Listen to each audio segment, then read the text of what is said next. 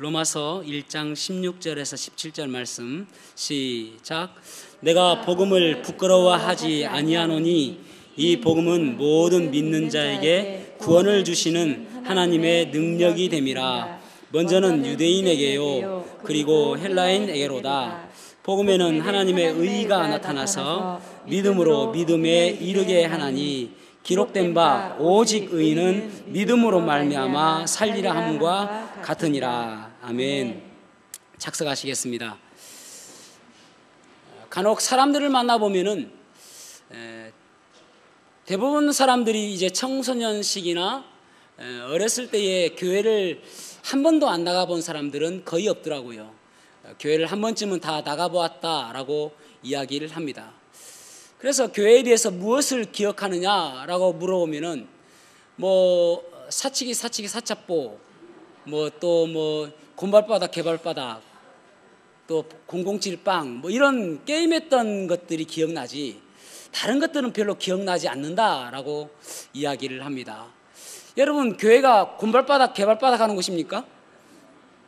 교회는 복음이 선포되는 것이고 복음에 감격이 있는 곳이 교회여야 되지 않겠습니까? 그러니까 결국은 그 사람들이 교회에 왔음에도 불구하고 복음을 깨닫지 못하고 복음을 알지 못하고 그냥 그렇게 다시 자라나다 보니까 결국은 문제가 있을 때에 떠나게 되어지고 어려움이 있을 때 그때에 이 믿음을 끄집어내서 사용해야 되는데 그런 믿음이 없고 그냥 곰발바닥만 생각나니까 떠나게 되는 것이죠. 저는 개인적으로 소원이 있는데 제 머리카락이 나고 그런 게 소원이 아니에요. 여기에 오신 모든 우리 성도들, 우리 모든 분들이, 우리 교회에 발붙이는 모든 분들이 이 복음을 깨닫고 예수 그리스도의 이름으로 구원받고 십자가의 능력으로 구원받는 그런 삶이 있었으면 좋겠습니다. 한 사람도 잃어버린 자 없고요. 한 사람도 그냥 나는 복음이 뭔지 모른다라고 이야기하고 교회가 다른 것처럼 그렇게 오해하는 사람이 없었으면 좋겠다는 것이죠. 그래서 우리가 복음을 깨달았을 때에 비로소 이 복음에 대한 감격이 있게 되어지고 비로소 우리가 복음에 대해서 자랑하고 싶게 되어지고 또 복음을 전하고 싶고 그런 생각이 드는 것이죠. 오늘날 많은 사람들이 교회 다니는 것을 부끄럽게 생각하는 사람들도 있고 또 어떤 사람들은 심지어 너 아직도 교회 다니냐라고 이야기하기도 하고 요즘에는 캠퍼스에서 복음 전하는 사람들도 별로 없고요. 그래서 복음 접하기가 참 어려운 시대에 살고 있습니다.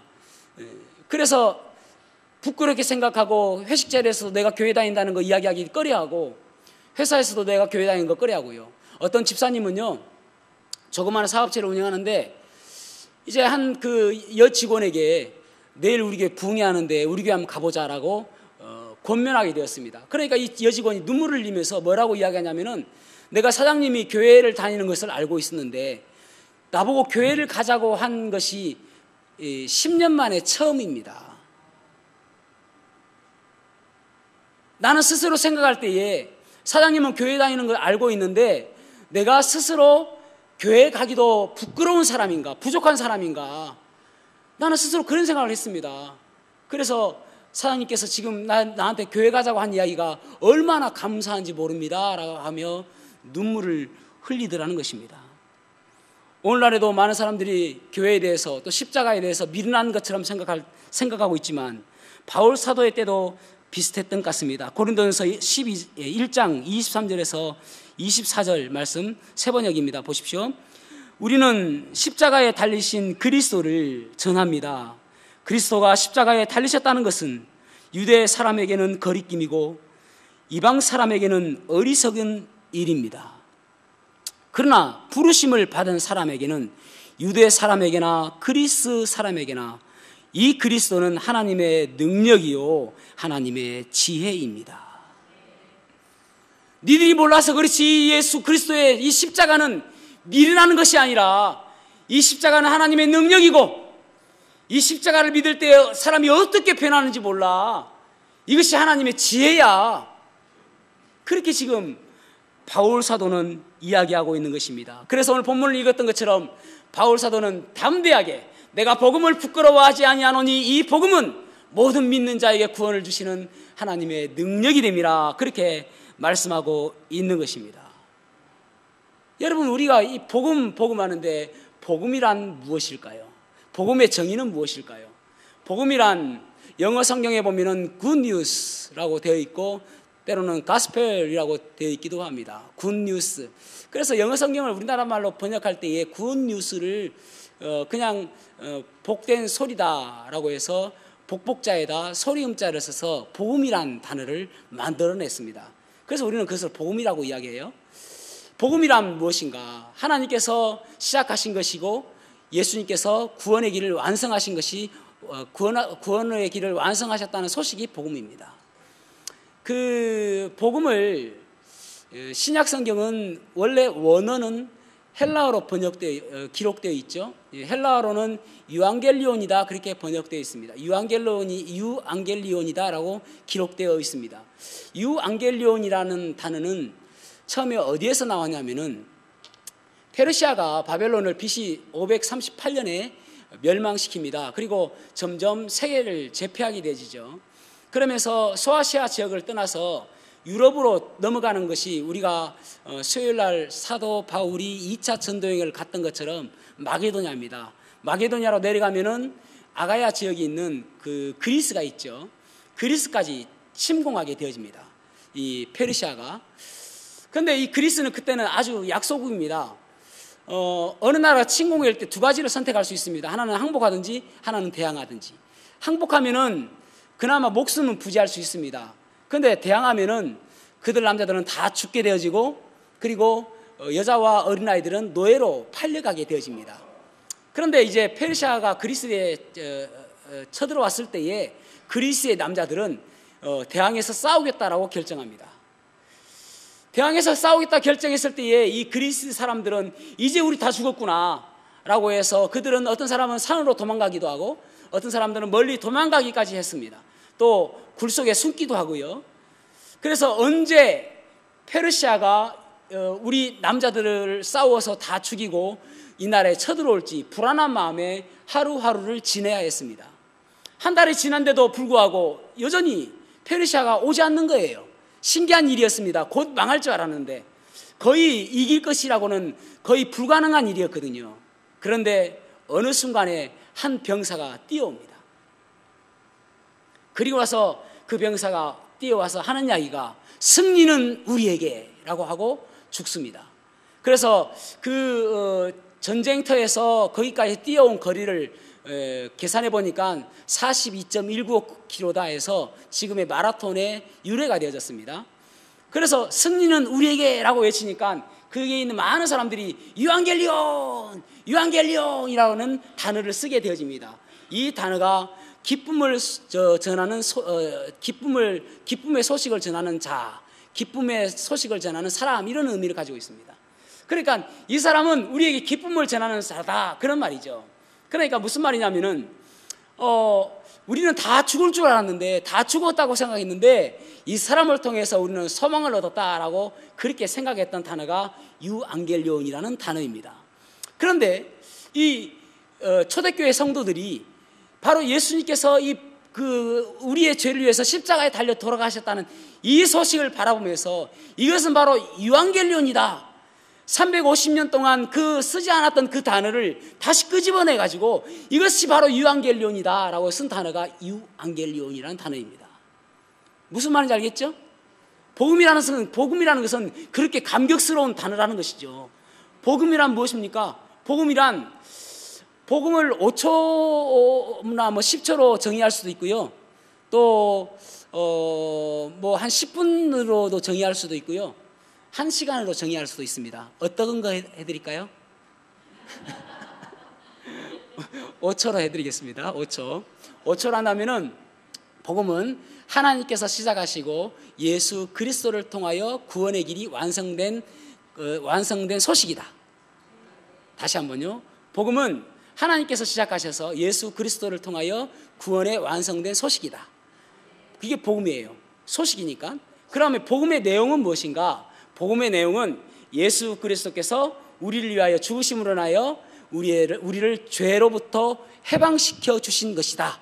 이것이 복음의 내용입니다. 여러분, 그러면 우리가 이 복음에 대해서 참 감격스러운 마음이 있어야 되잖아요. 기쁜 마음이 있어야 되지 않겠습니까? 그런 감격하는 마음이 우리에게 있냐는 것이죠.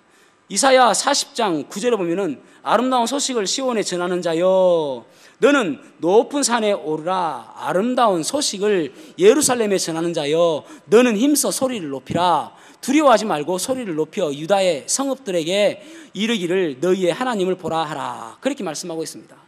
복음을 즐거운 마음으로 전해라. 그래서 이번 올 우리의 그 표어가 다시 복음으로입니다. 다시 복음으로. 우리는 어떻게 하면 이 다시 복음을 감격하는 마음으로 전할 수 있을까요? 복음을 우리는 어떻게 하면 자랑할 수 있을까요? 우리는 왜 복음을 자랑해야 될지 오늘 본문의 말씀을 통해서 보도록 하겠습니다. 첫 번째로는 복음만이 우리를 구원해 주시기 때문입니다. 복음만이 우리를 구원해 주시기 때문입니다. 1장 16절 말씀을 우리 같이 한 목소리로 읽어보겠습니다. 시작. 내가 복음을 부끄러워하지 아니하노니 이 복음은 모든 믿는 자에게 구원을 주시는 하나님의 능력이 됨이라. 아멘. 아멘. 내가 복음을 부끄러워하지 아니하노니 이 복음은 모든 믿는 자에게 구원을 주시는 하나님의 능력이 됨이라. 구원을 주시는 하나님의 능력이 된다. 이 복음은 그렇게 말씀하고 있죠. 이 복음은 구원을 주시는 하나님의 능력이 된다라고 말씀하고 있는데, 그렇다면 구원이 뭐냐는 거예요. 구원. 어떤 사람은 구원은 우리가 죽어서 천국 가는 것이다 라고 그렇게 정의합니다. 물론 틀린 말은 아닙니다. 그러나 정답도 아니죠. 그렇다면 우리는 구원은 죽을 때 천국 가는 것만 필요하다면은 구원받고 나서 장롱에 그 구원을 넣어 놓았다가 우리가 죽을 때 다시 이거 그 구원 끄집어와 해서 끄집어서 천국 가기 위해서 죽을 때 끄집어낼까요? 살아있는 동안은 아무런 영향력이 없는 것이 구원이란 말입니까? 구원은 그런 것이 아닌 것입니다. 구원은 현재적인 의미도 있고 또 과거적인 의미도 있고 미래적인 의미도 있습니다. 톰 나이트라는 신학학자가 있는데 영국의 신학자입니다. 이분이 뭐라고 이야기했는지 한번 들어보세요. 구원의 완전한 영광은 미래에 나타나겠지만 바울은 자주 이 구원이 단지 미래의 일만 아님을 분명히 밝힌다. 구원은 현재의 상태에서 사람들을 죄의 상태에서 구출하고 하나님의 백성을 괴로움과 박해에서 구출한다. 구원은 미래의 소망인 동시에 현재의 실제이다. 뿐만 아니라 이 구원이 사람들의 삶으로 침입할 때에 그 구원은 뒤돌아볼 수 있는 과거의 사건이 된다. 그러면서 이렇게 결론을 내립니다. 그들은 구원받았고 구원받고 있으며 구원받을 것이다. 그러니까 구원은 구원받았고 구원받고 있으며 또 구원받을 것이다. 그렇게 말씀하고 있다는 것이죠. 그래서 구원에 세 가지 시제가 있는데 칭의, 그리고 성화, 영화 이렇게 있습니다. 구원받았다라는 것은 already, 이미라는 말이에요. 이미 우리는 구원받았어요. 예수님 우리가 십자가에서 나의 죄를 위해서 돌아가셨다는 사실을 믿었을 때에 하나님께서 우리를 의롭다라고 칭해 주시는 칭의, 이미 우리는 과거의 사건으로 구원을 받았습니다. 그렇다면 현재의 사건은 무엇인가? 현재는 우리는 지금 구원받고 있는데 그것은 무엇이냐면은 하나님 예수 그리스도의 성품을 닮아가려고 하는 노력입니다. 이것을 다른 말로 성화라고 이야기하는 것입니다. 성화라는 것은 칭의는 우리가 모두가 다 똑같이 받았지만은 성화는 모두가 다 다를 수가 있습니다. 어떤 사람은 예수 그리스도의 성품을 많이 닮은 사람이 있는가 하면 어떤 사람은 예수 그리스도의 성품이 얼마 없는 그런 구원받은 사람도 있겠지요. 예를 들어서 제가 물컵으로 예를 든다면은 여기 물컵에 지금 물이 반쯤 차 있습니다. 물이 거룩이라는 예수 그리스도의 성품이라고 이야기한다면 공기가 지금 세상적인 50%가 있는 것이죠.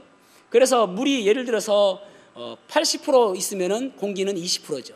그리고 어떤 사람은 교회를 오래 다녔음에도 불구하고 이 물이 10%밖에 없는, 그래서 성화가 예수 그리스도를 닮은 거룩성이 10%밖에 없고 세상을 닮아 있는 부분이 90%가 있는 사람이 있습니다. 또 어떤 사람은 교회를 얼마 다니지 않았음에도 불구하고 물이 90%가 있는, 그래서 예수님의 성품을 닮은 모습이 90%나 있고 세상적인 부분은 10%밖에 없는 그런 사람들도 있다는 것이죠. 그런데 이 성화를 생각할 때마다 우리는 참 누구나 다 예수 그리스도를 닮아가려고 노력하잖아요. 그런데 팀 체스트라는 사람이 나도 변할 수 있다라는 책에 보면은 성화에 대해서 이렇게 잘 이야기하고 있습니다. 나는 의뢰 성화의 과정이 바위를 언덕 위로 올리는 일과 흡사하다고 생각한다. 고되고 더디고 집중하지 않으면 다시 굴러 떨어질 수도 있다. 하지만 성화는 돌을 언덕 위에서 아래로 굴리는 것과 더 비슷하다. 왜냐하면 변화는 하나님이 하시는 일이고 하나님은 항상 성공을 거두시는 분이시기 때문이다. 문제는 잘 내려가는 바위를 내가 자꾸 위로 올리려고 하는 것이다. 그 순간 나는 이렇게 말하고 있는 셈이다. 나를 변화시키지 마세요. 죄가 아직 더 좋거든요. 사실은 성화는 쉬운 거예요. 주님 모습 닮아가려고 하는 것들은 쉬운 것인데 내가 죄가 더 좋아가지고 죄 속에서 앉아버리려고 하는 것이 나를 성화를 더 안 되게 하고 있다는 것입니다. 그런데 중요한 것은 그 과정 속에서 우리가 예수님 닮아가면서 그 기쁨, 그것이 우리에게 구원의 기쁨인 것이죠. 예수님 닮아가면서 때론 죄로부터 이기고 승리하고 그런 가운데서 얼마나 기쁩니까? 감사합니까? 그런 모습이 있는 것이죠. 그것이 바로 성화의 기쁨인 것입니다. 이것이 현재적인 모습이에요. 여러분, 아까 말씀드린 것처럼 이 구원이 미래적인 부분만 생각하면 문제가 있다고 이야기했죠. 그러나 또 역으로 이야기한다면 현재적인 것만 생각하는 것도 문제가 있어요. 현재적인 것을 생각한다면 마치 내가 이 땅에서 잘 먹고 잘 사는 것으로서 다 끝난 것으로 생각하고 천국이 어디 있느냐라고 생각하는 것이죠. 죽어봐야 알지 천국이 어디 있느냐라고 하는 것이죠. 시편 23편 6편에 보면은 다윗은 이렇게 노래합니다. 나의 평생의 선하심과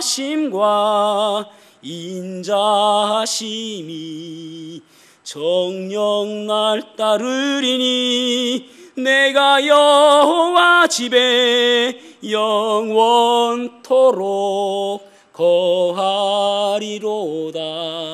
할렐루야.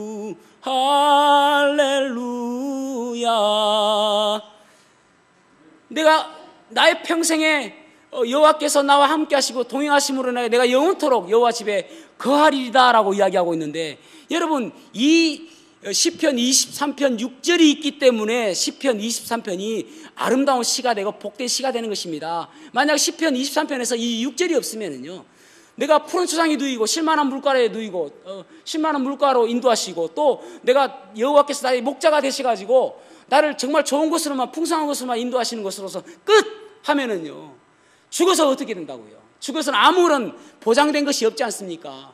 이것이 문제가 있는 것이죠. 그래서 미래에 대한 소망은 우리에게 기쁨이 있고 또 인내할 수 있는 소망이 있는 것이죠. 때론 어렵고 힘들고 염려 가운데 살아간다 할지라도 천국의 소망을 가지고 언젠가는 주님 만날 터인데 그 천국의 소망을 가지고 살아가는 것이죠. 그것이 바로 구원의 기쁨 가운데 하나입니다. 이 간격을 회복해야 한다니까요. 바울은 그렇게 고백하잖아요. 내가 복음을 부끄러워하지 않는다. I am not ashamed of the gospel. 나는 복음을 부끄러워하지 않는다. 왜냐하면 이 복음은 나에게 구원을 주시는 능력이 하나님의 능력이 되기 때문이다. 그렇게 이야기하잖아요. 이 복음의 간격을 회복해야 되는 것이죠.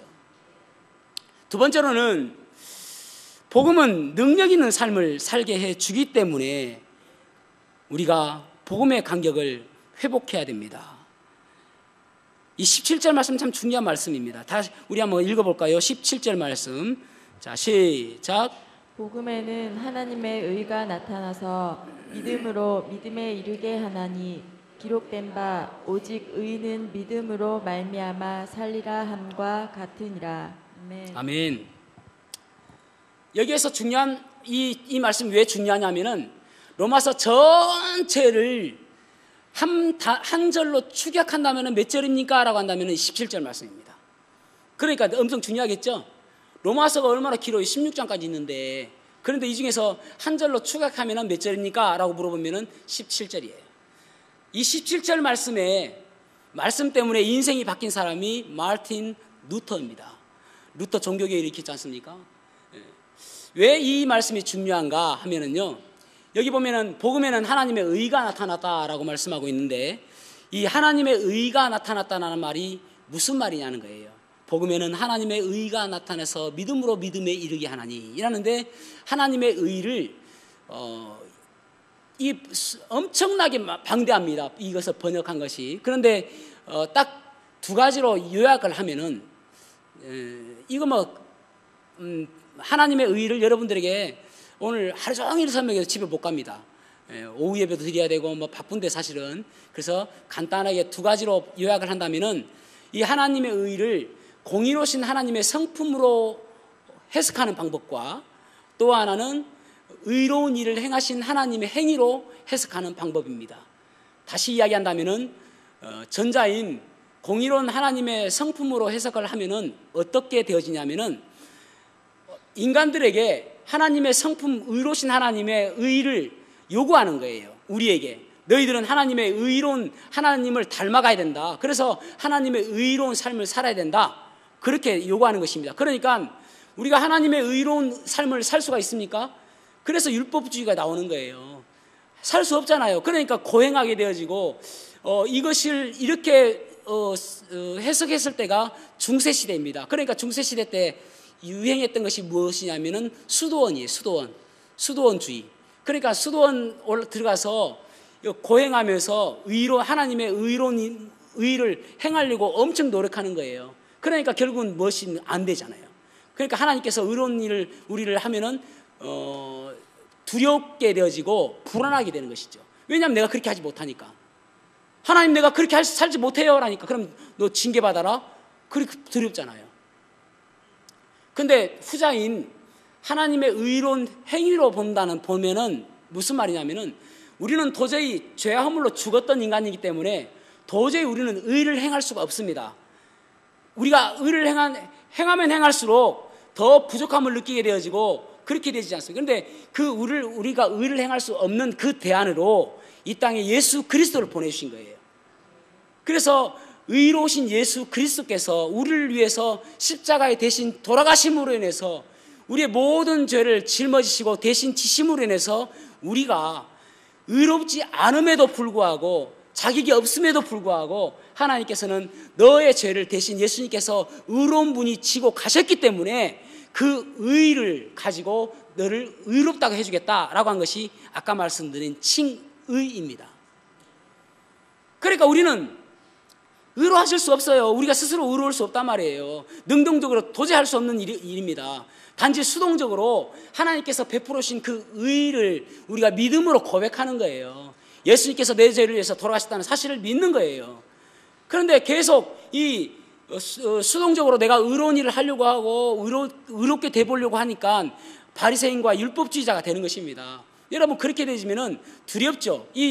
아까 말씀드렸던 마르틴 루터는요, 그가 어떻게 하면 내가 의로워질 수 있을까? 하나님, 제가 어떻게 하면 의로운 사람이 될 수 있습니까? 그렇게 고백하면서 성 베드로 성당을 무릎으로 올라가요. 무릎으로. 그러면서 무릎이 다 까져가면서 올라가면서, 하나님, 이러면 제가 의로워질 수 있습니까? 저는 죽고요, 오직 하나님만 살기 원합니다 하면서 그렇게 살아가는 거예요. 그런데도 그에게 자유함이 없는 거예요.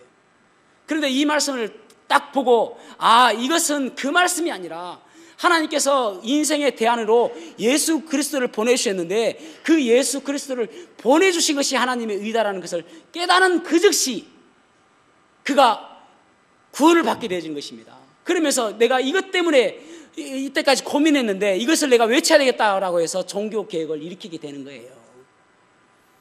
여러분, 어떤 사람이 지금도 그렇게 믿는 사람들도 있고 그렇게 가르치는 교회도 있습니다. 어떤 사람은 너 그거 잘못되면은, 너 그거 자꾸 그러면은 하나님께서 너 치신다. 그래가지고 저주를 퍼부어요. 그러다 이제 아이하고 가다가 아이가 무릎팍이 깨졌어요. 아이고, 내가 지난달 11조를 안 해가지고 우리 아이가 그 무릎팍이 깨졌구나. 또 어떤 교회는 그렇게 가르쳐요. 11조 안 하면은 너 반드시 그거 쏟아낸다. 그래서 병원에 입원했어요. 그래, 병원에서 입원비가 거의 11조가 비슷하네. 아이고, 그 말씀이 맞네.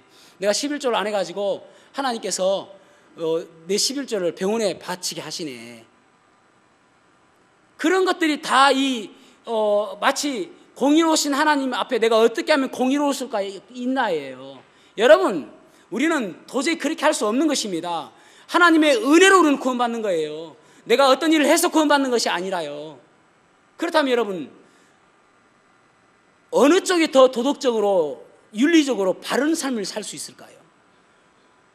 예를 들어서 아까 전자로 믿는 공의 하나님을 믿는 공의 하나님께서 그 하나님에 맞춰서 살려고 노력하는 그런 율법주의적인 삶과 또 은혜로 구원받는다는 삶을 사는 어느 쪽이 더 도덕적이고 윤리적으로 맞을까요? 저는 개인적으로 후자를 믿는 사람입니다. 그것도 성경적이고요. 그런데도 저는 얼마나 감사하며 제가 어떻게 하면 하나님께서 기뻐하신 모습으로 살 수 있을까요? 제가 얼마나 하나님 앞에서 도덕적으로 바르고 또 사람들 앞에서 깨끗하고 사람들이 존경할 만한, 그래서 하나님께서 내 삶 속에서 바라볼 때에 참 하나님이 나타나는 그러한 삶을 살 수 있을까요? 저는 노력하면서 살아갑니다. 왜 그렇습니까? 하나님께서 나를 구원하신 그 은혜가 너무나도 감격해서 기쁘기 때문에, 감사하기 때문에. 그래서 때로는 이 예배당에서 제가 설교하면서도 하나님, 제 같은 것이 무엇이라고 이렇게 감격하게 해주시냐고요. 하나님, 제가 무엇인데 저를 울산 성서 침묵의 담임 목사로 세우셔서 하나님께서 저를 사용하시냐고 제가 감사하면서 한다니까요. 지난주 중에 제가 큐티하면서도 그런 이야기 했지 않습니까? 저는 이 교회에서 여러분 사역하는 것이 너무나도 감사해요. 날마다 감사하게 생각하고 살아가고 있고, 저는 여러 성도님들이 너무너무 고마워요. 저는 진짜 우리 거짓말 하나 안 못하고, 우리 목사님, 다른 목사님들 만나면은 제 아내는 많이 들어봤을 겁니다. 우리 교회 성도들 너무 착해라고 이야기해요. 이렇게 착한 성도가 없다라고 자랑합니다. 어떤 목사님들은요, 솔직히 말씀을 드리자면 누구라고 이야기 안 합니다. 욕한다니까요. 그분 때문에 힘들다고 이야기한다니까요. 저는 그렇게 하지 않습니다. 우리 성도들 때문에 너무나도 행복하고 너무나도 기쁘고 너무나도 감사하다고. 왜냐하면 우리 성도들 너무 착하다고요. 왜 그래요? 하나님의 은혜가 너무나도 기쁘니까요. 그래서 여러분, 에베소서 2장 8절에 보면은 너희는 그 은혜로 인하여 믿음으로 말미암아 구원을 받았나니 이것이 너희에게서 난 것이 아니요 하나님의 선물이라. 하나님의 은혜로 구원받았다라고 이야기하지 않습니까? 그래서 복음에 감격해야 됩니다. 복음에 감격하면 사람이 바뀐다니까요. 복음을 다시 복음으로 돌아가게 되어지면은 날마다 감격하는 마음을 살 수 있다니까요. 이 바울 사도를 보세요. 바울 사도는 얼마나 감격스러운지. 로마서 5장 8절, 우리가 아직 죄인 되었을 때에 그리스도께서 우리를 위하여 죽으심으로 하나님께서 우리에게 대한 자기의 사랑을 확증하셨느니라. 하나님께서 나를 얼마나 사랑하셨는지 보여주신 것이 예수님을 이 땅에 보내주신 것이다.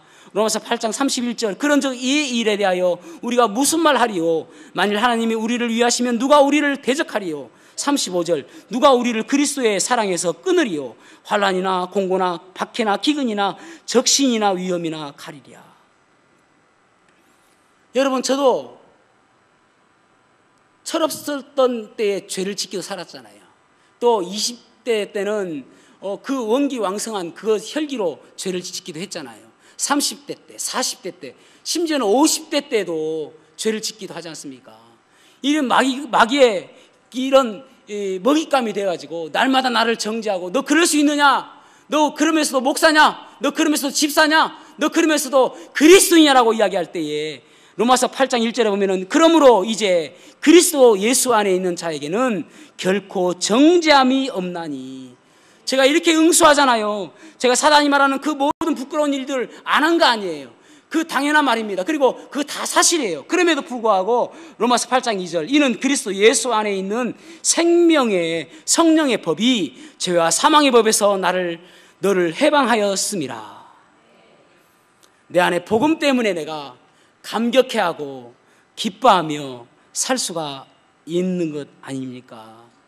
그래서 복음에 감격하게 되어지면은 이 삶 속에서 기쁨 가운데 살 수 있죠. 아리키메데스라는 사람이 있습니다. 그가 어느 날 자기 목욕탕에 갔어요. 목욕탕에 그 욕조에 물을 딱 받아놓고 딱 들어갔는데 물이 딱 넘치는 것을 보면서 불액의 원리를 발견하게 되어져요.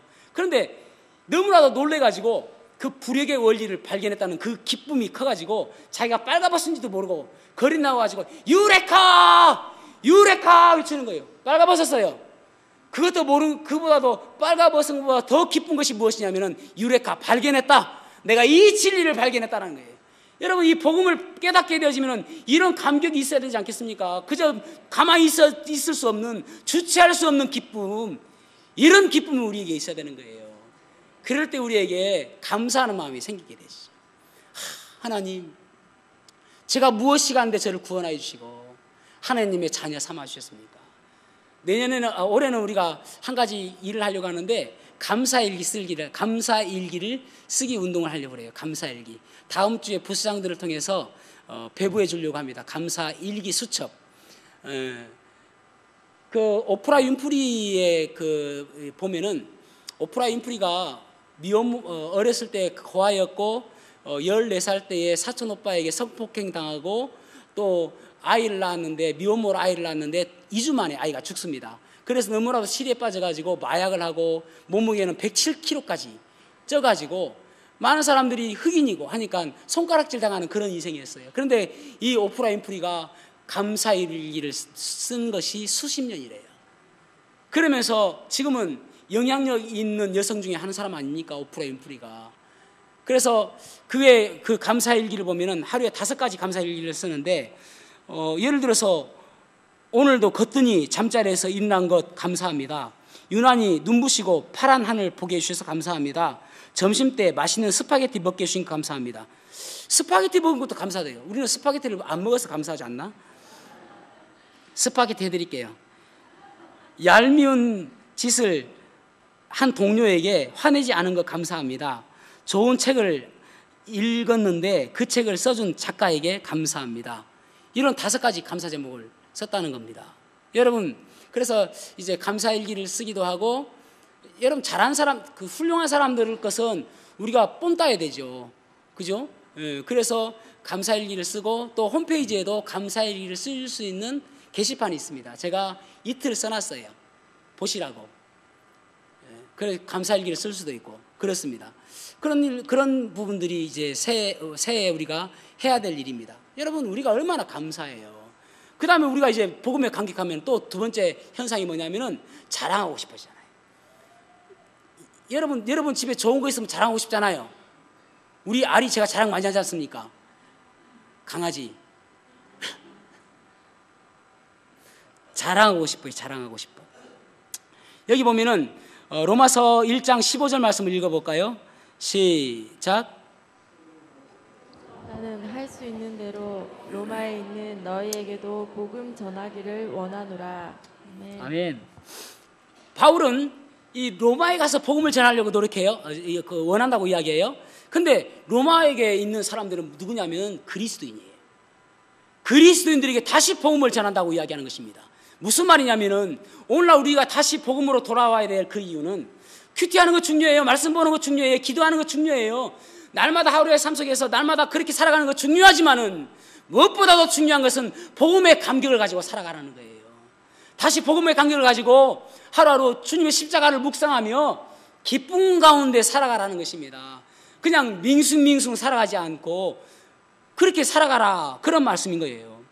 여러분, 전도라는 것이 우격다짐으로 막 전도해야 되겠다라는 것이 전도가 아니라 삶 속에서 우연히 삶 속에서 예수 그리스도가 막 나와가지고 사람들이 야, 저 사람 보니까 예수님 믿고 싶다, 그런 모습이 돼야 되는 것이지 않습니까? 그러니까 내 삶 속에서 예수 그리스도가 복음에 감격되어지는 삶 살게 되어지면은 자연스럽게 복음이 증거되어지는 것이죠. 복음으로 산다라는 책에 보니까 이런 내용이 있어요. 택배를 하는 부부가 있습니다. 택배 일을 하는 부부가.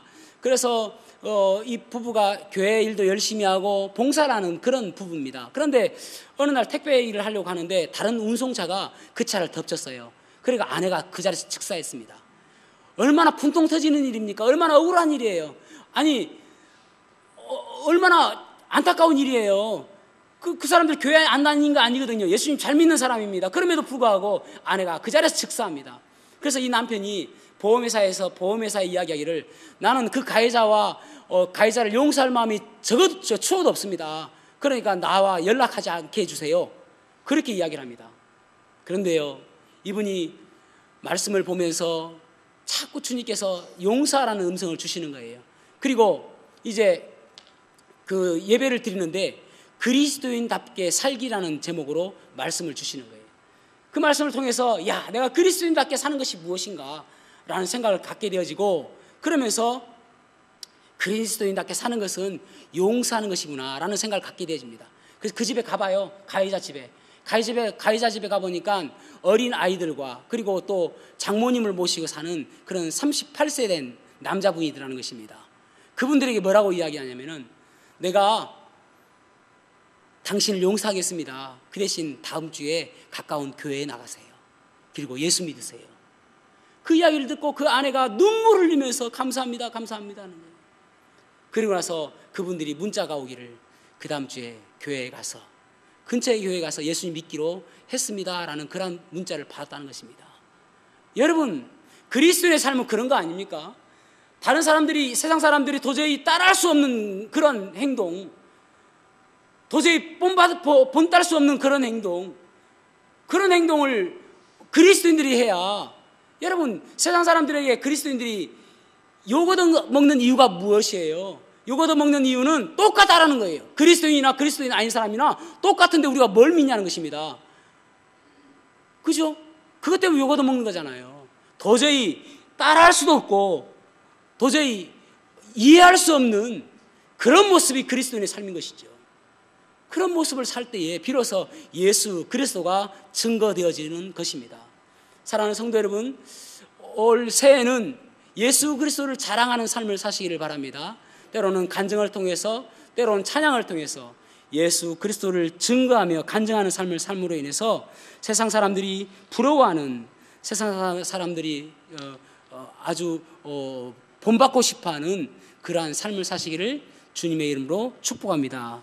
기도하시겠습니다.